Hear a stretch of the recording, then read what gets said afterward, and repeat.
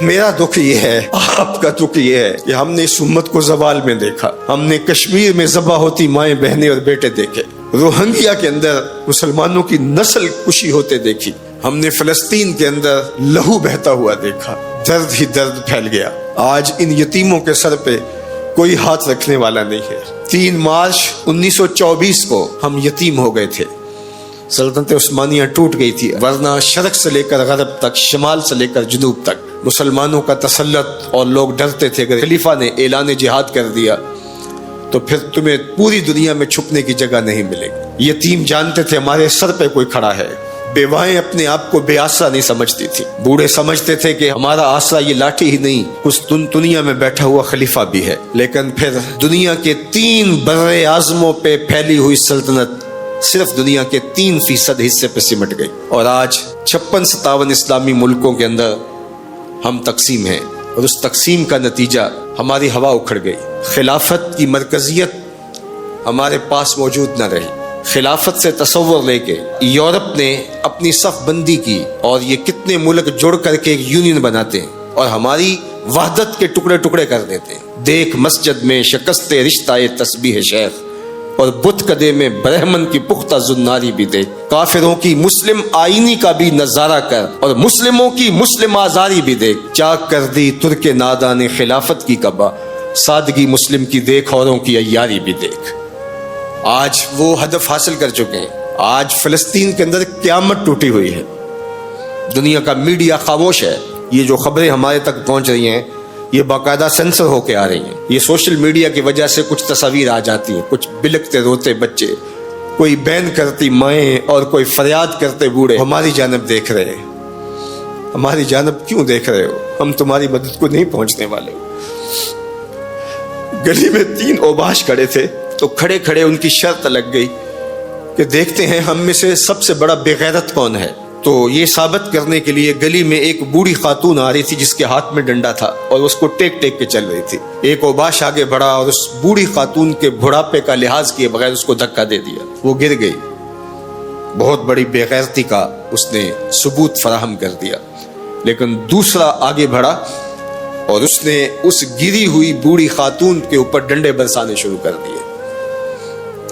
اب تیسرے کی باری تھی، لیکن وہ ساکت کھڑا تھا، اور وہ بوڑھی خاتون تھوڑا سا سنبھلی اور اس نوجوان کو کہتی ہے تو سب سے بڑا بے غیرت ہے۔ تو ان 2 نوجوانوں نے پوچھا کہ کارنامے تو ہم نے سر انجام دیے، اور سب سے بڑے بے غیرت کی ڈگری تم لے گئے ہو، اور یہ بھی تمہیں کہہ رہی ہے۔ کہا تم نہیں جانتے یہ خاتون میری ماں لگتی ہے۔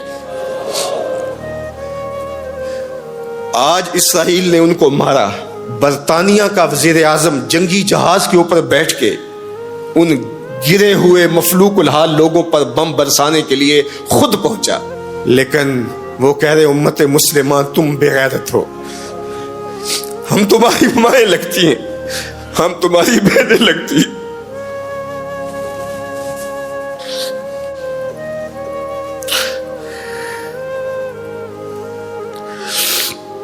ہم تمہاری بیٹیاں لگتی ہیں۔ ایک یہودی ایک پردہ دار خاتون کے اوپر شراب پھینکتا ہے اور باقی آوازیں کستے ہیں، لیکن وہ دیکھ رہی ہے ایڑیاں اٹھا اٹھا کے امت مسلمہ کی طرف۔ تمہاری مدد کو میری بہنوں کوئی پہنچنے والا نہیں ہے۔ یہ 56-57 اسلامی ملکوں کی فوجیں کرتب دکھانے کے لیے ہیں۔ ہمارے میزائل سسٹم، ہمارے اسلحہ جات، ہمارے ٹینک، ہماری توپیں، ہمارا ایٹم بم تمہارے کام نہیں آئے گا، تمہیں مرنا پڑے گا، سسک کے مرنا پڑے گا۔ یہ امت تمہاری مدد نہیں پہنچے گی، 40 ملکوں کی مشترکہ فوج بھی تمہاری مدد کو نہیں پہنچے گی، حرم سے بھی کوئی آواز نہیں اٹھے گی، نہ عجم سے کوئی آواز اٹھے گی۔ آج امت مسلمہ ایک تن مردہ ہے، OIC مردہ گھوڑے کی طرح ہے۔ بیت المقدس کے ایک کونے کو آگ لگی تھی تو یہ OIC بنی تھی، اور آج پورے فلسطین کو آگ نے اپنی لپیٹ میں لے لیا ہے۔ وہاں یتیم ہی یتیم فریادیں کر رہے ہیں، وہاں بیواؤں کی سسکیاں ہیں۔ ہم اس حالت کو کیوں پہنچے؟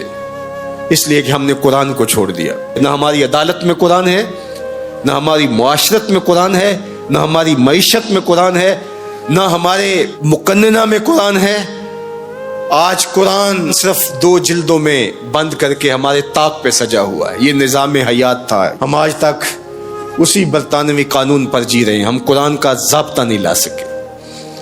56-57 اسلامی ملک. مجھے بتاؤ آج کسی کو کوئی کہیں سے نکال دے تو دوسرا ملک نیشنلٹی دے دیتا ہے, اس کو شہریت دے دیتا ہے. آج اسلام کو ملک بدر کیا گیا. بتاؤ 56-57 اسلامی ملکوں نے کس نے اس کو شہریت دی ہے؟